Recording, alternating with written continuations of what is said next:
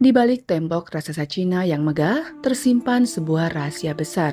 Makam seorang nabi yang selama ini hanya dikenal lewat kitab suci dan sejarah kuno. Penemuan makam nabi di tembok Cina menggemparkan dunia. Pada awalnya, semua terasa seperti rutinitas biasa dalam dunia arkeologi. Tim dari Universitas Sejarah dan Budaya Beijing tengah melakukan ekspedisi lanjutan untuk mengkaji ulang jalur tua tembok besar Cina, tepatnya di area yang jarang tersentuh manusia modern. Sebuah daerah sunyi di Provinsi Gansu, tak jauh dari perbatasan dengan Xinjiang. Kawasan ini dikenal dengan landscape pegunungan pasir yang tandus dan angin kencang yang tiada henti. Profesor Zhang Wei, seorang arkeolog senior yang telah mengabdi lebih dari 3 dekade dalam dunia penelitian sejarah kuno Cina, memimpin tim ini dengan alat-alat modern seperti pemindai tanah 3D dan drone pemetaan. Mereka mendeteksi adanya struktur bawah tanah yang tidak lazim di dekat jalur tersembunyi tembok besar. Awalnya mereka mengira itu adalah bekas pos jaga dinasti Han atau tempat peristirahatan tentara karena wilayah itu memang dikenal sebagai jalur patroli militer kuno. Namun, bentuk struktur bawah tanah tersebut tidak sesuai dengan bangunan khas Cina kuno. Struktur itu berbentuk ruang segi empat dengan koridor sempit dan ruang utama di tengahnya mirip makam dari Timur Tengah. Bahkan, posisi dan arah bangunan itu menunjukkan orientasi ke arah barat daya, arah kiblat bagi umat Islam. Hal ini membuat Profesor Zhang bertanya-tanya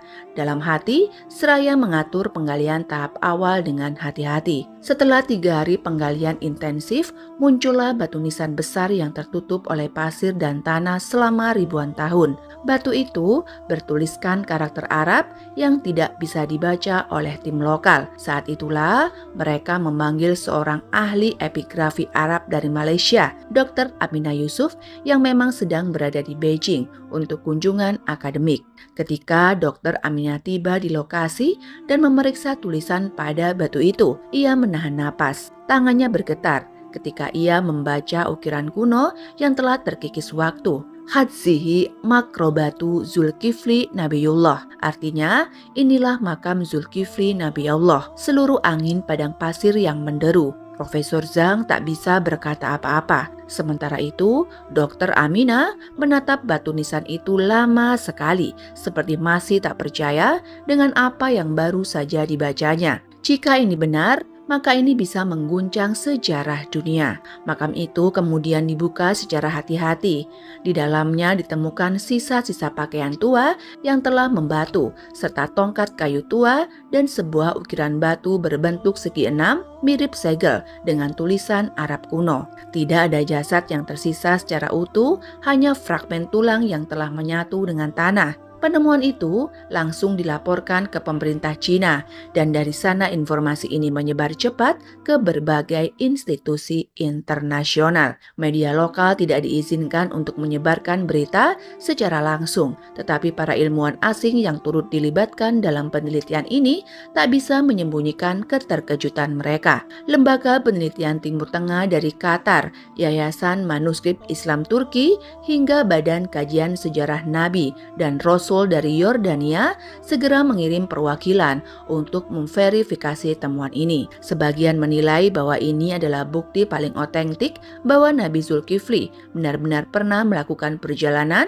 ke wilayah timur jauh, bahkan menetap dan wafat di sana. Namun bagaimana mungkin seorang nabi dari wilayah Timur Tengah bisa sampai sejauh tembok besar Cina? Bukankah selama ini tidak ada catatan sejarah resmi yang menyebutkan keberadaan Nabi Zulkifli di sana? Pertanyaan demi pertanyaan bermunculan. Namun ketika beberapa dokumen kuno dari dinasti Tang mulai dibuka kembali, dalam catatan kuno berjudul Riwayat Para Leluhur yang Dihormati dari Barat Daya, terdapat kisah tentang seorang pria asing yang dikenal dengan nama Zulkifli. Ia dikenal sebagai sosok bijak yang mengajarkan satu Tuhan, mengajak hidup damai, jujur dan bersih dari kesombongan dunia. Ia tinggal di desa terpencil dekat tembok batu besar dan sangat dihormati oleh masyarakat setempat. Ia bahkan disebut wafat di usia lanjut dan dikuburkan dengan upacara yang tak lazim bagi masyarakat lokal saat itu. Profesor Zhang menghubungkan nama Zulkifli itu dengan Zulkifli. Tim arkeolog akhirnya mulai menyisir kembali catatan sejarah yang selama ini terabaikan. Dalam kolaborasi lintas negara, mereka menggali lebih banyak bukti. Beberapa artefak yang ditemukan di sekitar makam menunjukkan ciri khas Timur Tengah, seperti keramik bergaya Damaskus, pecahan kaca warna-warni khas Persia, dan ukiran kaligrafi Arab di beberapa batu kecil. Media internasional mulai memberitakan penemuan ini secara luas. CNN, Al Jazeera, BBC, hingga NHK Jepang mengangkat berita ini sebagai breaking news. Penemuan makam Nabi Zulkifli di Cina menggemparkan dunia. Sementara itu, dunia Islam mulai beraksi. Umat Muslim di berbagai negara menyambut penemuan ini dengan rasa takjub dan haru. Banyak yang tidak menyangka bahwa seorang nabi yang selama ini hanya disebut sepintas dalam Al-Quran ternyata memiliki jejak sejarah yang nyata dan kuat. Di Indonesia, berita ini menjadi viral. Ustadz dan penceramah mulai membahasnya dalam kajian mereka. Banyak yang mengajak umat untuk tidak hanya mengagumi penemuan ini, tetapi juga menggali kembali kisah para nabi yang mungkin masih tersembunyi dari permukaan sejarah. Namun di balik semua kegemparan itu, masih banyak yang belum menjawab kenapa Nabi Zulkifli bisa sampai ke tembok Cina. Profesor Zhang dan Dr. Aminah sepakat bahwa penggalian ini baru permulaan dari sebuah perjalanan panjang mengungkap tabir sejarah dunia yang selama ini tersembunyi. Mereka mempersiapkan ekspedisi lanjutan dengan membawa tim yang lebih besar, peralatan yang lebih lengkap, dan tekad yang lebih kuat. Sekitar 3 km dari lokasi makam, ditemukan sebuah goa yang tertutup batu besar. Penduduk lokal menyebut gua suci leluhur Zulkifli. Mereka percaya bahwa tempat itu dulu adalah tempat meditasi dan ibadah sang orang suci. Goa itu belum dibuka, namun dari luar pada dinding batu terdapat pahatan kuno dengan tulisan samar dalam huruf Arab, Ashibirun Zuflihun, orang-orang yang sabar. Merekalah yang beruntung, dan tepat di bawahnya tertulis kata Zulkifli. Para peneliti kini berdiri terpaku di depan mulut sebuah gua yang dijuluki penduduk lokal sebagai Gua Suci Leluhur Zulkifli. Goa itu yang telah tertutup selama entah beberapa abad, menyimpan aroma sejarah yang begitu kuat. Profesor Zhang Wei bersama Dr. Aminah Yusuf berdiri di depan batu raksasa yang menutupi mulut gua. Mereka ditemani tim gabungan dari arkeolog Cina, peneliti sejarah Islam dari Timur Tengah, dan ahli kaligrafi Arab. Sebuah papan kecil terpaku di sisi luar gua dengan tulisan tangan dalam huruf Cina dan Latin. Jangan buka gua ini, tempat ini suci. Disinilah leluhur besar kami menenangkan diri. Namun bagi dunia sains dan sejarah, peringatan itu bukan penghalang, melainkan pertanda adanya penemuan besar. Setelah melakukan pemindaian geologi dan pengukuran stabilitas batuan selama hampir seminggu, akhirnya mereka memutuskan membuka goa tersebut dengan bantuan alat berat, namun tetap dilakukan dengan penuh kehati-hatian. Batu besar penutup itu digeser perlahan. Asap tipis dan bau lembab menyembur keluar seperti udara yang telah terkunci ribuan tahun. Di dalamnya, goa itu ternyata memiliki struktur alami yang luas. Dindingnya dipenuhi ukiran tangan manusia yang sudah samar dan tak jauh dari pintu masuk. Mereka menemukan sesuatu yang membuat semua terpana, sebuah rak kayu kuno yang masih berdiri. Meski mulai lapuk, di atasnya berderet gulungan kertas kulit dan lembaran kayu yang berisi tulisan Arab kuno dan sebagian besar bercampur karakter Cina kuno. Tulisan ini berisi ajaran, nasihat moral, dan panduan hidup. Itu seperti kitab kecil pribadi, tetapi dengan bahasa yang sangat halus dan penuh hikmah. Jika ini benar milik Nabi Zulkifli, maka ini harta yang tak ternilai. Isi dari manuskrip-manuskrip itu diterjemahkan perlahan. Beberapa bagian menyebutkan tentang pentingnya kejujuran, sebagian dalam ujian, serta keadilan bagi semua makhluk tanpa memandang bangsa dan warna kulit. Bahkan, ada catatan perjalanan pribadi yang menuliskan, "Aku datang dari tanah yang jauh, menempuh padang dan salju demi menyampaikan risalah damai kepada mereka yang belum mengenal Sang Pencipta." Para ahli meyakini bahwa ini adalah catatan hidup seorang utusan Allah yang telah berjalan melintasi benua, jauh sebelum sistem navigasi modern ditemukan.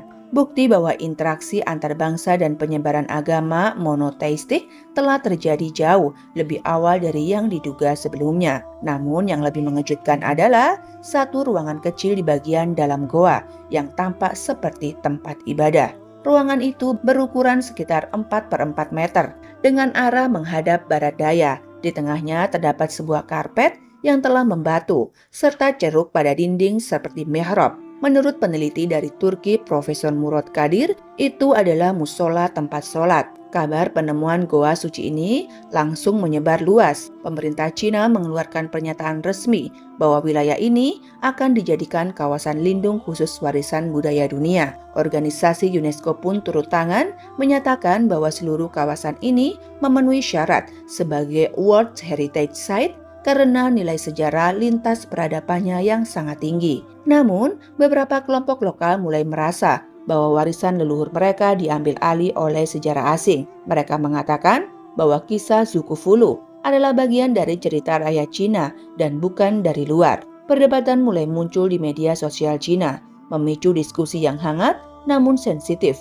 Profesor Zhang akhirnya mengadakan konferensi pers bersama para tokoh muslim dan peneliti sejarah internasional. Ia dengan tegas menyebut sejarah bukan tentang kepemilikan. Sejarah adalah tentang jejak manusia. Nabi Zulkifli bisa menjadi bagian dari sejarah Cina dan sejarah Islam sekaligus. Kita tidak sedang membagi warisan, kita sedang menyatukan kebenaran. Pernyataan itu menjadi kutipan utama di banyak media internasional. Banyak tokoh dunia menyampaikan dukungan, bahkan pemimpin dari negara mayoritas muslim mulai mengusulkan untuk menjadikan tempat ini sebagai situs ziarah sejarah dan ilmiah. Di hari ketujuh sejak pembukaan goa, seorang pekerja lokal yang membersihkan area luar menemukan sesuatu yang terpendam di tanah, sebuah peti kayu kecil.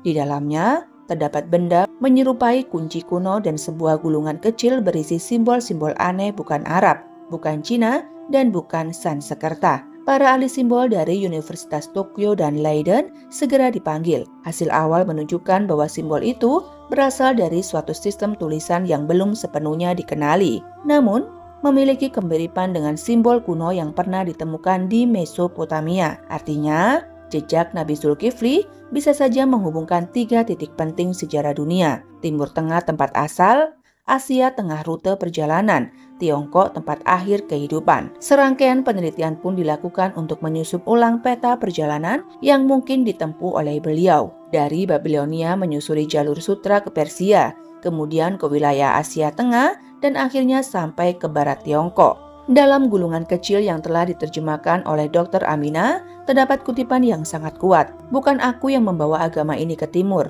melainkan Tuhan yang telah membuka hati mereka sebelum aku tiba. Kutipan itu seolah menegaskan bahwa ajaran monoteisme bukanlah paksaan, tapi diterima oleh hati yang telah disiapkan. Sebuah pelajaran besar tentang penyebaran damai dan ketulusan dalam berdakwah. Kawasan itu berubah menjadi pusat studi lintas budaya. Sekolah mulai memasukkan materi tentang sejarah perjalanan Nabi Zulkifli sebagai bagian dari perjalanan peradaban dunia. Para pelajar datang dari berbagai negara untuk melihat langsung situs ini. Namun satu misteri masih menggantung, kunci kuno dan simbol yang menyertainya. Profesor Zhang menyimpulkan seri konferensinya dengan kalimat yang menimbulkan rasa penasaran mendalam. Saya percaya ini bukan akhir. Ini baru permulaan. Jika benar ada pesan yang ditinggalkan oleh seorang nabi di sini, maka kita semua belum selesai membacanya. Siapa sangka di balik batu-batu sunyi tembok raksasa Cina tersimpan jejak suci dari seorang nabi